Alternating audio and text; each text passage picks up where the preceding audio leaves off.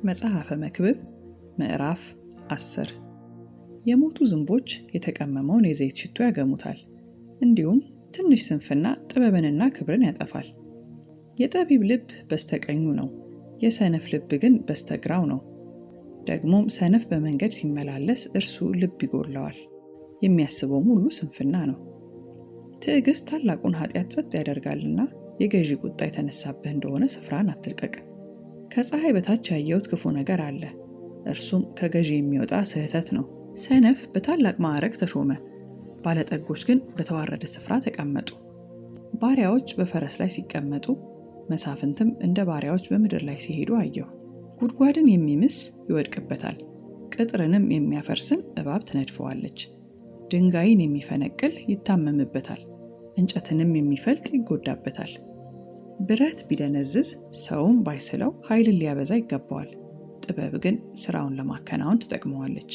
ደጋሚ ሳይደግምባት እባብ ብትነድፍ ለደጋሚው ትርፍ የለውም።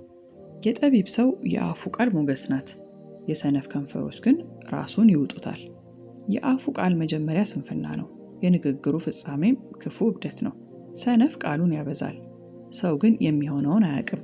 ከእርሱስ በኋላ የሚሆነውን ማን ይነግረዋል? የሰነፍ ሥራ ያደክመዋል፣ ወደ ከተማ መሄድ አያውቅምና። ንጉሥሽ ሕፃን የሆነ መኳንንቶችሽም ማልደው የሚበሉ አንቺ አገር ሆይ ወዮልሽ። ንጉሥሽ የከበረ ልጅ የሆነ ለብርታት እንጂ ለስካር አይደለ፣ በጊዜ የሚበሉ መኳንንት ያሉሽ አንቺ አገር ሆይ ተመሰገንሽ ነሽ። ተግባር በመፍታት ጣሪያው ይዘብጣል፣ በእጅም መታከት ቤት ያፈስሳል።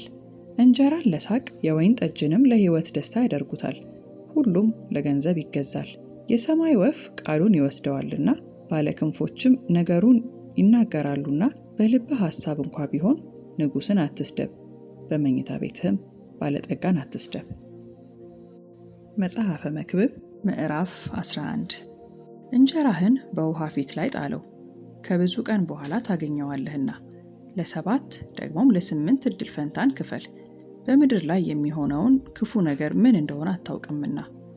ደመናት ዝናብ በሞሉ ጊዜ በምድር ላይ ያፈሱታል። ዛፍም ወደ ደቡብ ወይም ወደ ሰሜን ቢወድቅ ዛፉ በወደቀበት ስፍራ በዚያ ይኖራል። ነፋስን የሚጠባበቅ አይዘራም፣ ደመናትንም የሚመለከት አያጭድም። የነፋስ መንገድ እንዴት እንደሆነች አጥንትም በእርጉዝ ሆድ እንዴት እንድትዋደድ እንደማታውቅ እንዲሁ ሁሉን የሚሰራውን የእግዚአብሔርን ሥራ አታውቅ። ወይም ይህ ወይም ያ ማናቸው እንዲበቅል ወይም ሁለቱ መልካም እንዲሆኑ አታውቅምና በማለዳ ዘርህን ዝራ፣ በማታም እጅህን አትተው። ብርሃን ጣፋጭ ነው፣ ፀሐይንም ማየት ለዓይን መልካም ነው። ሰው ብዙ ዘመን በሕይወት ቢኖር በሁሉም ደስ ይበለው።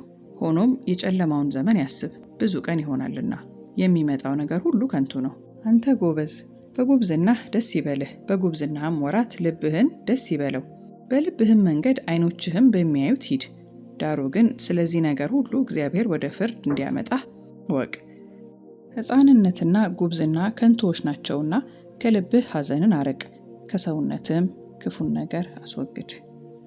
መጽሐፈ መክብብ ምዕራፍ 12 የጭንቀት ቀን ሳይመጣ በጉብዝና ወራት ፈጣሪህን አስብ።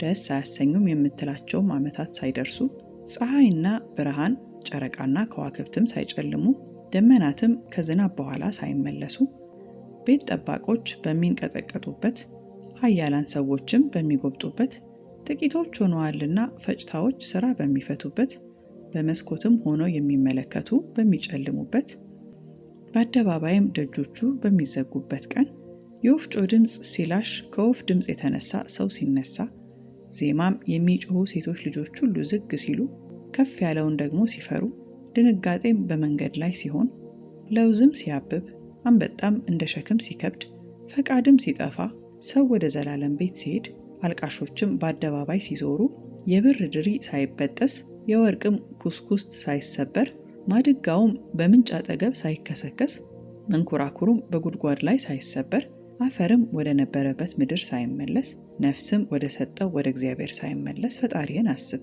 ሰባኪው ከንቱ ከንቱ ሁሉ ከንቱ ነው ይላል። ሰባኪውም ጠቢብ ስለሆነ ለሕዝቡ ዕውቀትን አስተማረ። እርሱም ብዙ ምሳሌዎችን መረመረና ፈላለገ አስማማም። ሰባኪው ያማረውን በቅንም የተጻፈውን እውነተኛውን ቃል መርምሮ ለማግኘት ፈለገ። የጠቢባን ቃል እንደ በሬ መውጊያ ነው፣ የተሰበሰቡትም ከአንድ እረኛ የተሰጡት ቃላት እንደተቸነከሩ ችንካሮች ናቸው። ከዚህም ሁሉ በላይ ልጄ ሆይ ተግሣጽን ስማ። ብዙ መጽሐፍትን ማድረግ ፍጻሜ የለውም፣ እጅግም ምርምር ሰውነትን ያደክማል።